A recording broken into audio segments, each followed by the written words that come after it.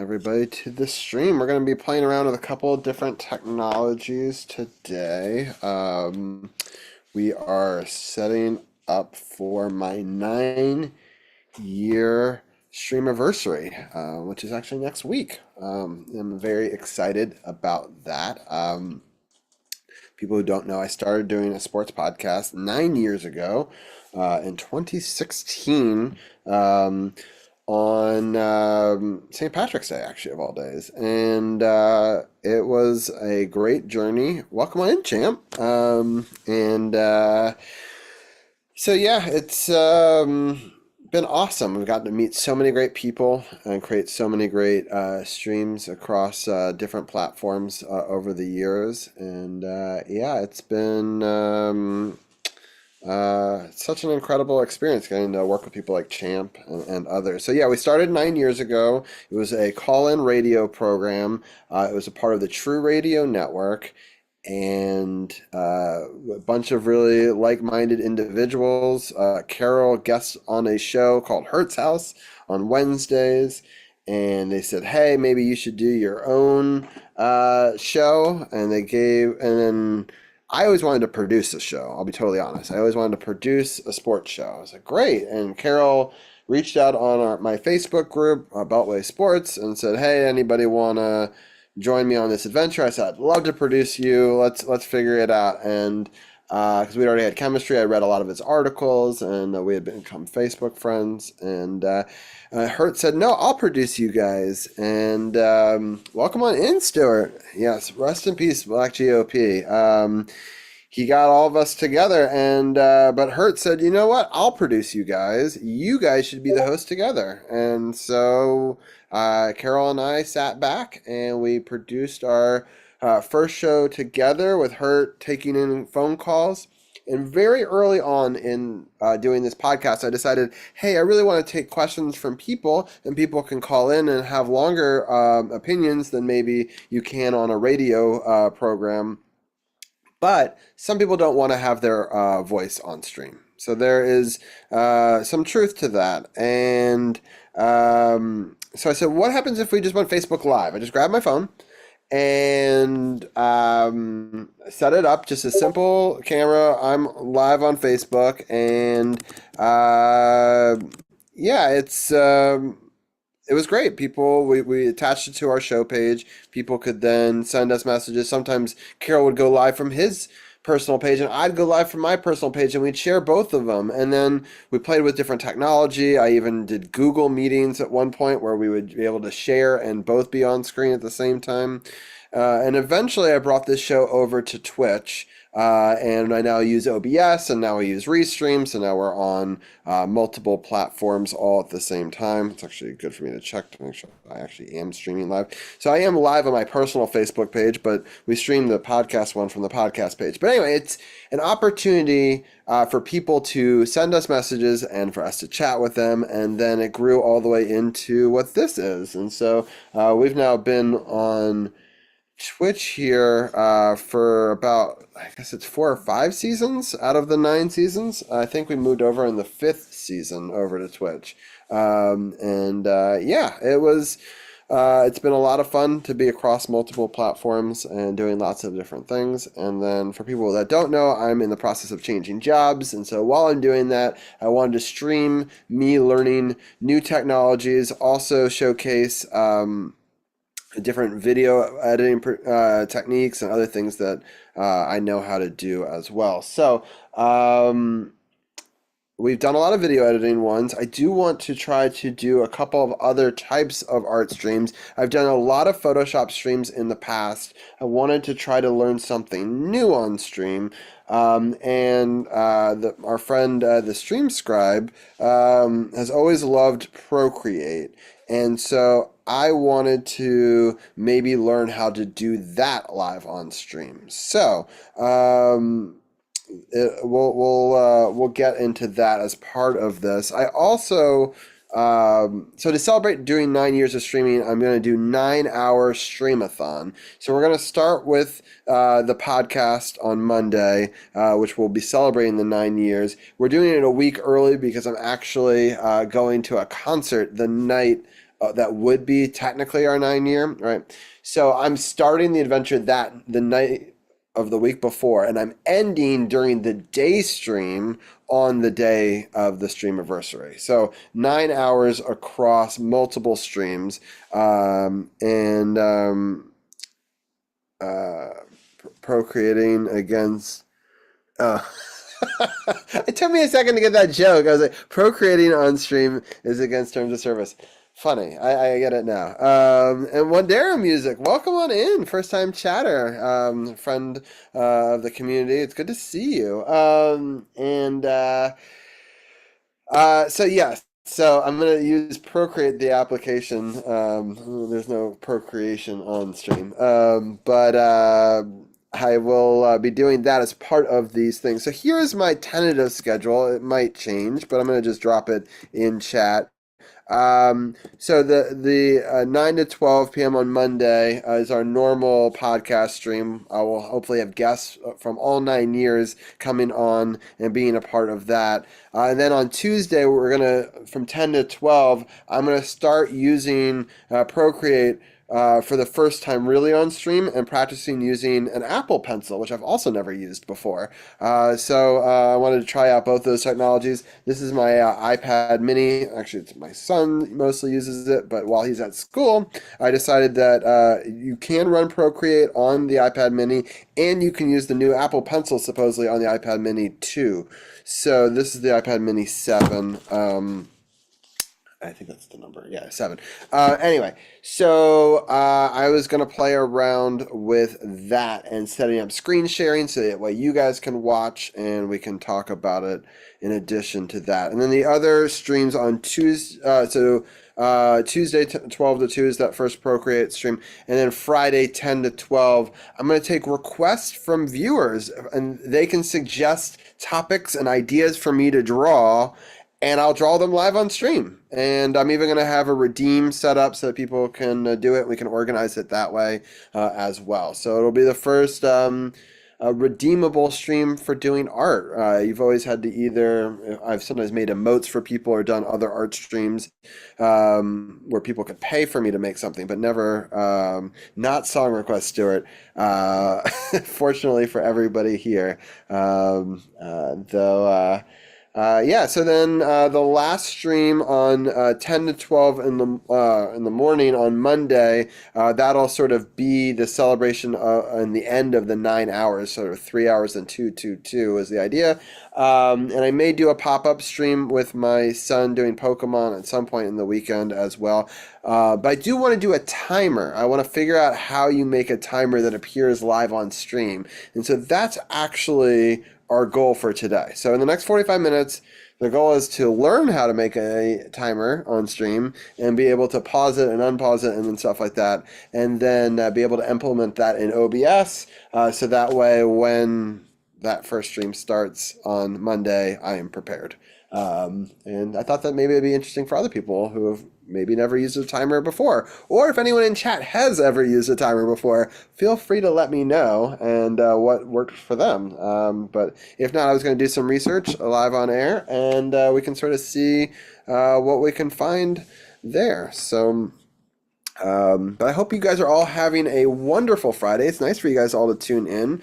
I really appreciate everyone for being a part of this stream. This is our 7th daytime stream that we've done. And so yeah, it's good to have you all here. And we're going to be writing out just about 12:15 or so. So not a long stream today. Just trying some things out, working through some kinks, creating countdown timer in OBS for Twitch. Nice. All right. I found My boyfriend and I have been arguing because he won't pay. Let me mute that. Let me see if I can share the screen. Share.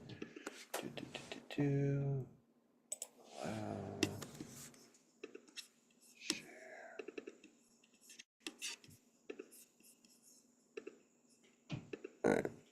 Let's see. We're going to go to Pro Tutorials. We're going to watch this 4-minute video together. Let me see if I can do a different screen share. And we're going to fix this to not look So janky. And I think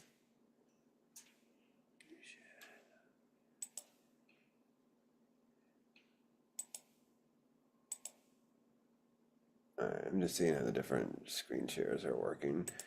We'll go with this one, I think. All right, cool. Alrighty here.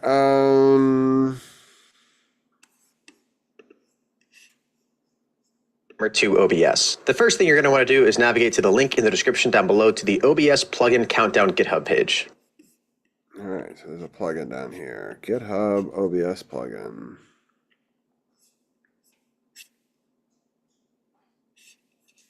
All right.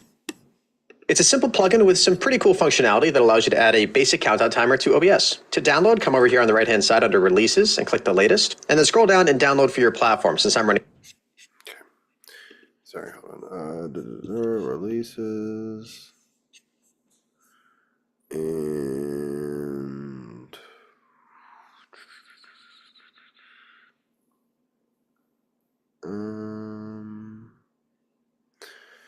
so I'm gonna do this on my PC. So let me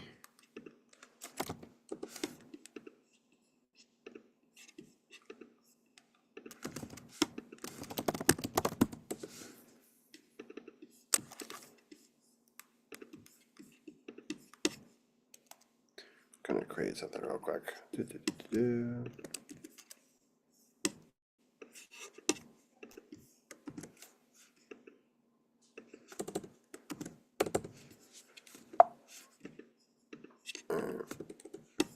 I'm sending this as a shared file, so okay.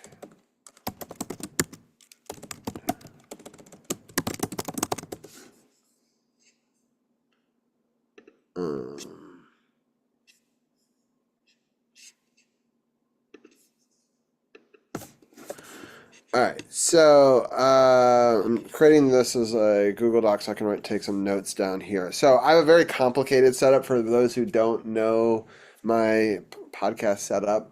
Sorry that one of those lights is just like blaring in this direction. Hold on, let me see if I can move. Anyway, there, that's better.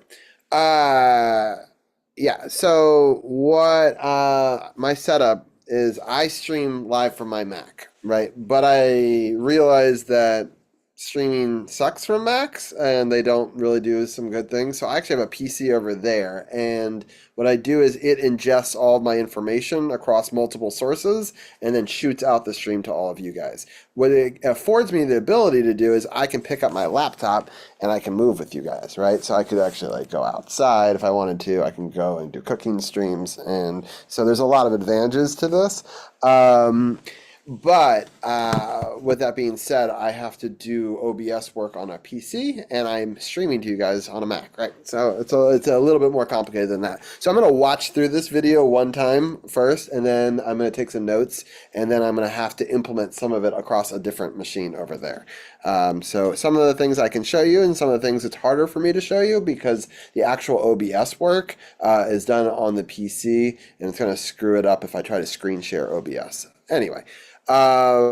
Just a little behind the scenes information you probably don't need, but it's interesting nonetheless. The other ability that this will give me is I can send iPad video source to the PC too. So I will, when I do Procreate on here, I'll screen share on this device and then up here. I'm doing this all through Zoom if you're actually interested on how the back end works. Through Zoom, I can send different sources and compile things differently across different devices, right? Anyway. Back to learning about Windows, I'll download the Windows x64 installer.exe. Once you've got it downloaded, before you open it up and install, just make sure you don't have OBS open. Once you're all set, just double click to open the installer. If you get this Windows Defender Smart Screen warning, just click More Info and then click Run Anyway. Click Yes on the UAC prompt, and then just follow the instructions to install as you would anything else. Click Next. Now this won't apply to most of you, but if you have OBS installed in an unusual non-default location, specify that here, but for most of you it'll be this, so just click Next, and click Install. And you can see the installation happens pretty quickly, and then you can click Finish. Then all you've got to do is open up OBS. So I'll go ahead and open up mine. Now, when you open OBS, you won't notice anything at first until you come up to the Docs tab and click Countdown Timer. And this will open up the Countdown Timer doc. If you don't see this pop up or you don't see Countdown Timer underneath your docs, that probably means something went wrong with the installation, and I would either reinstall the Countdown Timer or reinstall OBS entirely. So for now, I'm just going to take the Countdown Timer and dock it here in the lower portion of my OBS. Now, the first step to get this Countdown Timer working, we have to actually assign a text source for the Countdown Timer to display the timer itself. So underneath Sources, right-click, go to Add, and click Text. You can name this whatever you want. I'm just going to call mine Timer.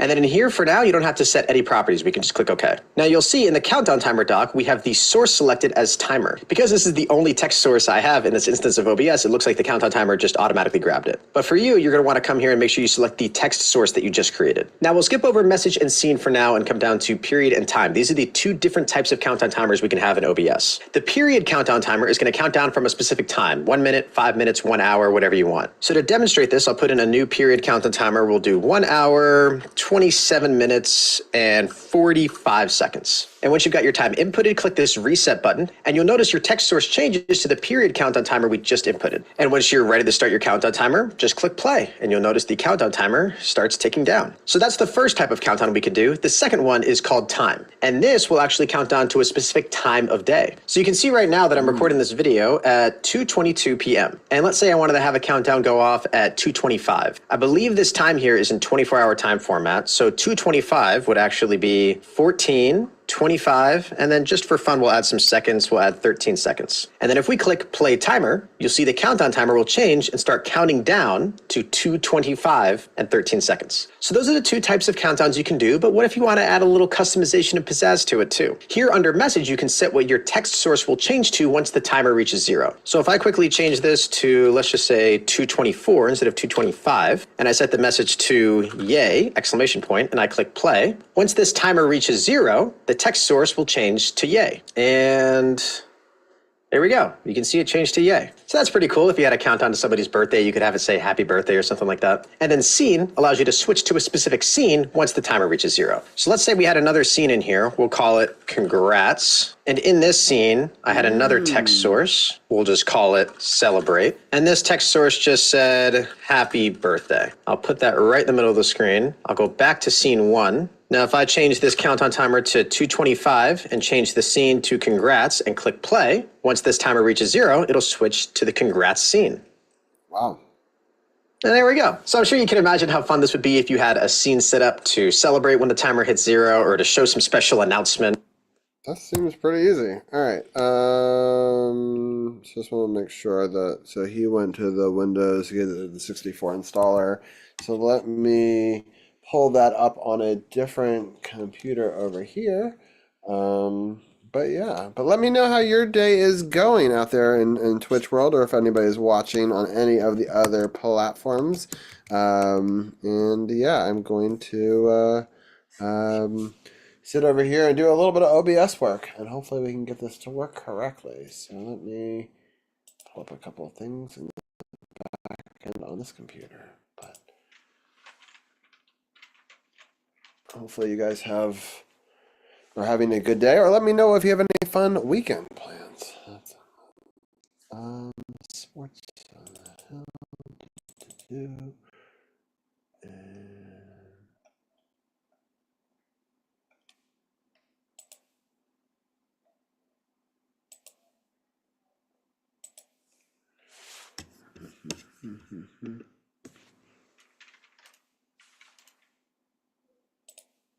all right, where is it?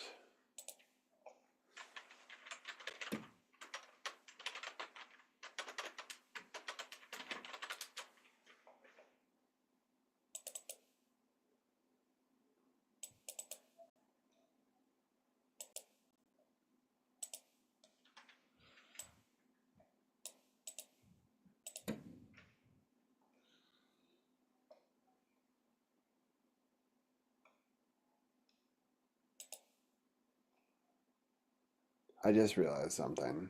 Probably not going to be able to install this while we're running OBS. And we are running OBS to stream this right now. Interesting. So, what we might do is I might take a pause for a second and come right back. install this, and then bring OBS back right after that. Did not think that through. I honestly thought I was going to use a video source, but this seems like a really simple solution, so I kind of want to try it.